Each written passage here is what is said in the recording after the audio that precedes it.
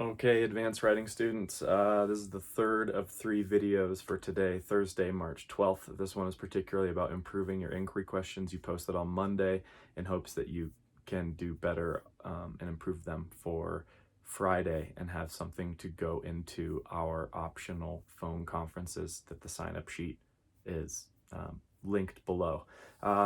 Here's the deal and how I would approach getting better inquiry questions, realizing that your inquiry first of all, needs to eventually get as specific as possible into a concrete rhetorical situation. That means specific players in specific times and places that have specific problems and specific potential solutions to those problems. You can start big with a big topic, but your research should be helping you narrow down and get as specific as possible.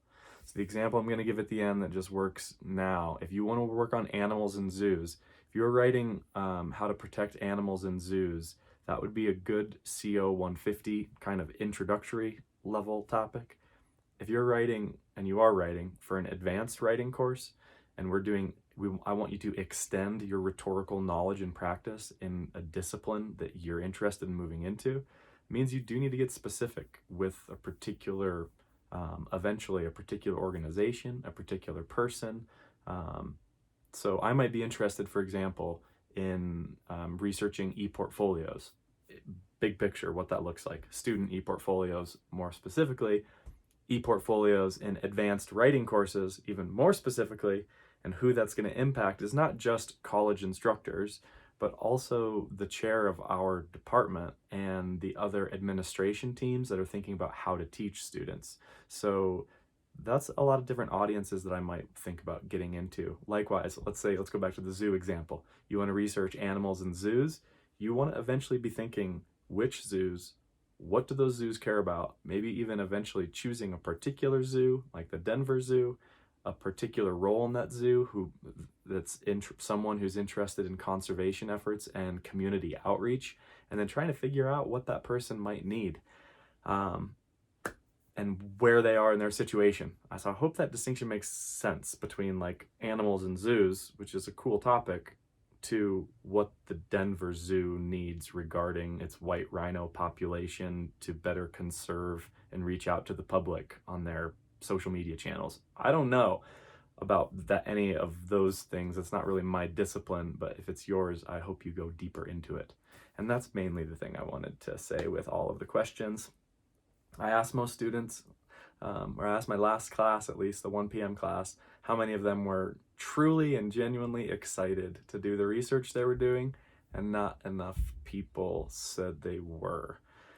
So how to do this, and why I want to slow down and talk about this, is I hope that you can find something that's authentic and exciting for you, that's going to actually help you build and develop work that will help you and transfer beyond just CO 300. So I don't want you to write a research essay for CO 300 on whether or not the drinking age should be raised to lowered to 18, which there's good arguments for why it should or not, unless you're wanting to work in highway safety or social policy on alcohol or something. Like, I want you to find a topic that's actually relevant to you. So there's a couple examples. I'm gonna scroll here. You can see my notes. More specific, the better. In the notes below, I thought it also might help to see what your thesis for your research project might look like, where you're eventually going to say this specific audience, so a person Z, like the chair of the English department or the head of donor relations at the Denver Zoo, should do this specific action to help solve this specific problem. So in your research, you're really looking for a particular specific exigence, and you're working to get as specific as possible. You're looking for a specific audience, and you're looking for a specific action that audience might be able to do to address that urgent need.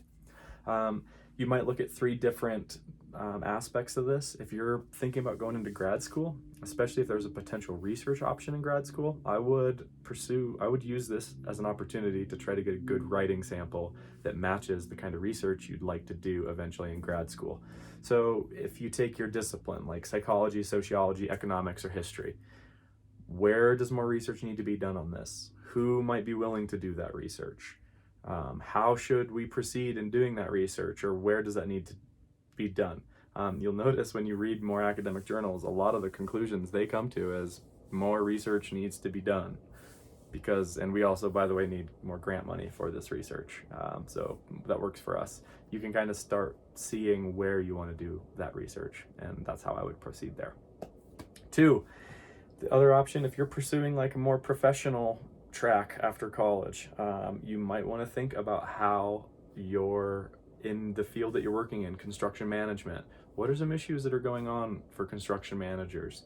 What kinds of things are they going to be facing or need to face? Are you interested in like green building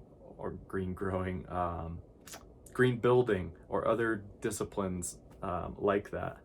And the other example that was interesting, you might also be looking for, let's say you're working in communications and you want to do something that helps the environment eventually. Well, now you actually have a very interesting set of potential inquiry questions that could lead you down a road of finding particular organizations that are communicating to the public about certain environmental concerns, so maybe clean water or clean air or conservation of a particular natural area that you like.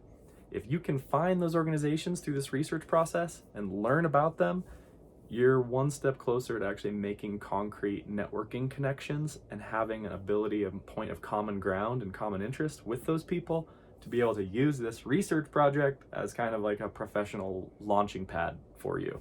And that's ideally what I would hope you use this for, what I'm trying to use this for as well.